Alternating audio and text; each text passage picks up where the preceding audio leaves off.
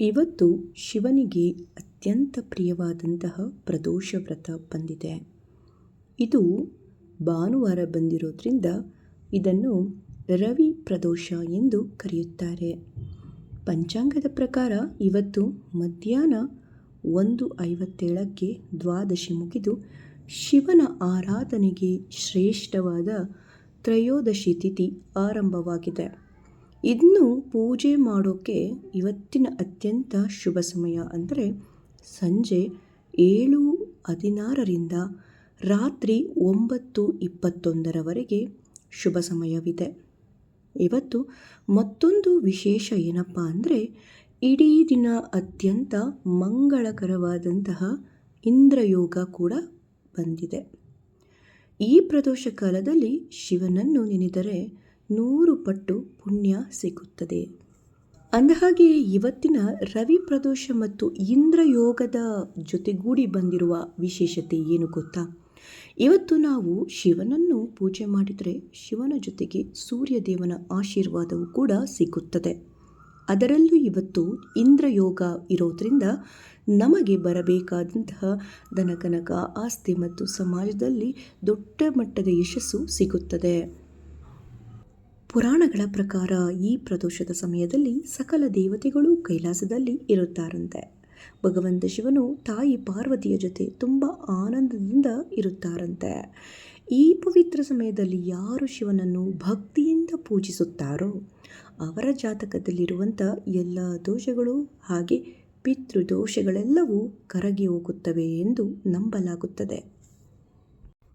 ಹಾಗಿದ್ದರೆ ಈ ವ್ರತ ಮಾಡೋದ್ರಿಂದ ಮುಖ್ಯವಾಗಿ ಆಗುವಂತಹ ಪ್ರಯೋಜನ ನೋಡೋದಾದರೆ ಮೊದಲನೆಯದಾಗಿ ಆರೋಗ್ಯ. ಯಾರಿಗೆ ತುಂಬ ದಿನದಿಂದ ಆರೋಗ್ಯದ ಸಮಸ್ಯೆ ಇರುತ್ತದೋ ಈ ಒಂದು ವ್ರತ ಮಾಡೋದ್ರಿಂದ, ಪೂಜೆ ಮಾಡೋದ್ರಿಂದ, ಮಂತ್ರಗಳನ್ನು ಜಪಿಸೋದ್ರಿಂದ ಒಳ್ಳೆಯ ಆರೋಗ್ಯ ಭಾಗ್ಯ ತಂದುಕೊಡುತ್ತದೆ. ಎರಡನೆಯದಾಗಿ ಸಕಲ ದಾರಿದ್ರ್ಯವನ್ನು ದೂರ ಮಾಡುತ್ತದೆ. ಇವತ್ತಿನ ಇಂದ್ರಯೋಗದ ಪ್ರಭಾವದಿಂದ ಯಾರೆಲ್ಲ ಪೂಜೆ ಮಾಡುತ್ತಾರೋ, ಭಕ್ತಿಯಿಂದ ಮಂತ್ರಗಳನ್ನು ಜಪಿಸುತ್ತಾರೋ ಅವರಿಗೆ ವ್ಯಾಪಾರದಲ್ಲಿ ಲಾಭವಾಗಬಹುದು. ಹಾಗೆ ಸಾಲದ ಬಾಧೆ ಇರೋರಿಗೆ ಅದರಿಂದ ಮುಕ್ತಿ ಸಿಗಲು ದಾರಿ ಕಾಣುತ್ತದೆ. ಮೂರನೆಯದಾಗಿ ದೇವರನ್ನು ಸ್ಮರಿಸುವುದು ಹಾಗೆ ಮಂತ್ರಗಳ ಜಪದಿಂದ ಮನೆಯಲ್ಲಿರುವಂತಹ ನಕಾರಾತ್ಮಕ ಶಕ್ತಿ ಹೊರಟು ಹೋಗಿ ಒಳ್ಳೆಯ ಧನಾತ್ಮಕ ಶಕ್ತಿ ತುಂಬುತ್ತದೆ, ದೈವಿಕ ಆಶೀರ್ವಾದ ಲಭಿಸುತ್ತದೆ. ಹಾಗಾಗಿ ಸ್ನೇಹಿತರೆ, ಇವತ್ತಿನ ಈ ಒಂದು ಒಳ್ಳೆಯ ಶುಭ ದಿನದಂದು ಪ್ರದೋಷದ ಸಮಯದಲ್ಲೇ ಜಪಿಸಬೇಕಾದಂತಹ ಅತ್ಯಂತ ವಿಶಿಷ್ಟವಾದಂತಹ ಪುರಾಣಯುಕ್ತ ಶಿವ ರಕ್ಷಾ ಮಂತ್ರವನ್ನು ಇವತ್ತು ಒಟ್ಟಿಗೆ 21 ಬಾರಿ ಜಪಿಸೋಣ. ನೀವಿರುವಂತಹ ಜಾಗದಲ್ಲೇ ಕುಳಿತು ಭಕ್ತಿ ಭಾವದಿಂದ ಈ ಒಂದು ಮಂತ್ರವನ್ನು ಶಾಂತಚಿತ್ತರಾಗಿ ಆಲಿಸಿ, ಹಾಗೆ ಜೊತೆಯಲ್ಲೇ ಸಾಧ್ಯವಾದರೆ ಪಠಿಸಿ. ಓಂ ಪ್ರಸೀದ ಮೇ ಮಹಾದೇವ ಸರ್ವಪಾಪಕ್ಷಯಂ ಕುರು ರಕ್ಷ ಮಾಂ ಪರಮೇಶಾನ ಪ್ರದೋಷೇ ಶಂಕರಾವ್ಯಯ. ಓಂ ಪ್ರಸೀದ ಮೇ ಮಹಾದೇವ ಸರ್ವಪಾಪಕ್ಷಯಂ ಕುರು ರಕ್ಷ ಮಾಂ ಪರಮೇಶಾನ ಪ್ರದೋಷೇ ಶಂಕರಾವ್ಯಯ. ಓಂ ಪ್ರಸೀದ ಮೇ ಮಹಾದೇವ ಸರ್ವಪಾಪಕ್ಷಯಂ ಕುರು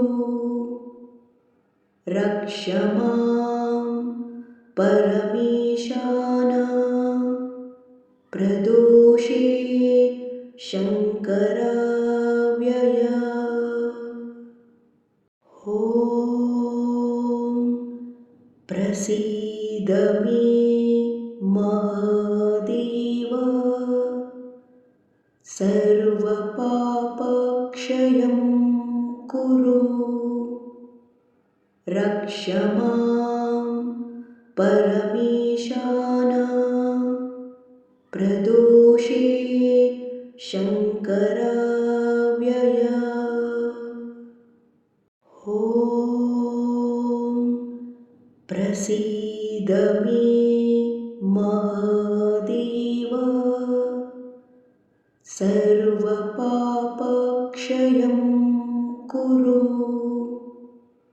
रक्ष मां परमेशान प्रदोषे शङ्कराव्यय ॐ प्रसीद मे महादेव सर्वपापक्षयं कुरु रक्ष मां परमेशान प्रदोषे शङ्कराव्यय ॐ प्रसीद मे महादेव सर्वपापक्षयं कुरु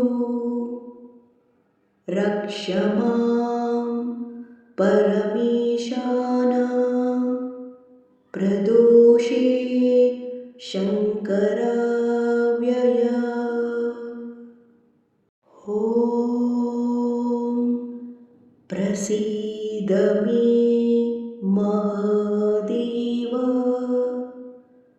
सर्वपापक्षयं कुरु रक्ष मां परमेशान प्रदोषे शङ्कराव्यय ॐ प्रसीद मे महादेव सर्वपापक्षयं कुरु रक्ष मां परमेशान प्रदोषे शङ्कराव्यय ॐ प्रसीद मे महादेव सर्वपापक्षयं कुरु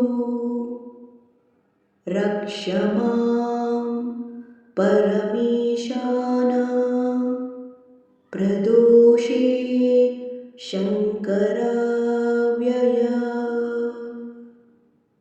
ॐ प्रसीद मे महादेव सर्वपापक्षयं कुरु रक्ष मां परमेशान प्रदोषे शङ्कराव्यय ॐ प्रसीद मे महादेव सर्वपापक्षयं कुरु रक्ष मां परमेशान प्रदोषे शङ्कराव्यय ॐ प्रसीद मे महादेव सर्वपापक्षयं कुरु रक्ष मां परमेशान प्रदोषे शङ्कराव्यय ॐ प्रसीद मे महादेव सर्वपापक्षयं कुरु। रक्ष मां परमेशान प्रदोषे शङ्कराव्यय। ॐ प्रसीद मे महादेव सर्वपापक्षयं कुरु। रक्ष मां परमेशान प्रदोषे शङ्कराव्यय। ॐ प्रसीद मे महादेव सर्वपापक्षयं कुरु। रक्ष मां परमेशान प्रदोषे शङ्कराव्यय। ॐ प्रसीद मे महादेव सर्वपापक्षयं कुरु। रक्ष मां परमेशान प्रदोषे शङ्कराव्यय। ॐ प्रसीद मे महादेव सर्वपापक्षयं कुरु। रक्ष मां परमेशान प्रदोषे शङ्कराव्यय। ॐ प्रसीद मे महादेव सर्वपापक्षयं कुरु। रक्ष मां परमेशान प्रदोषे शङ्कराव्यय। ॐ प्रसीद मे महादेव सर्वपापक्षयं कुरु। रक्ष मां परमेशान प्रदोषे शङ्कराव्यय। ॐ प्रसीद मे महादेव सर्वपापक्षयं कुरु।